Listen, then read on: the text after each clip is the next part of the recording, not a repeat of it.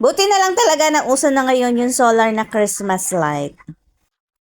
Nagiging problema ko nga ang pagbukas ng Christmas light kasi minsan nakakalimutan nating isaksak at buti na lang talaga na uso yung mga ganitong Christmas light na di-solar. Nabili nga namin to sa halagang 150 pesos na nasa 22 meters na hindi namin aakalain na napakahaba palat nito. Sa sobrang excited nga namin, pinakabit ko na sa aking asawa yung Christmas light. Yung mga may bitaw-bitaw nga na design ang aming napili.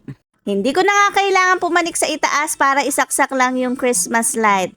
Pagtungtungan ng 6 o'clock, automatic na nga siyang nagbubukas at pagsapit naman ng alas 5 ng umaga, automatic na rin siyang namamatay. Hindi ko aakalain na ganito pala kaganda at kaliwanag ang ating solar na Christmas light. Kung bet nyo yung mga ganitong Christmas light na di solar, yung link ilalagay ko na lang sa comment section or sa yellow basket.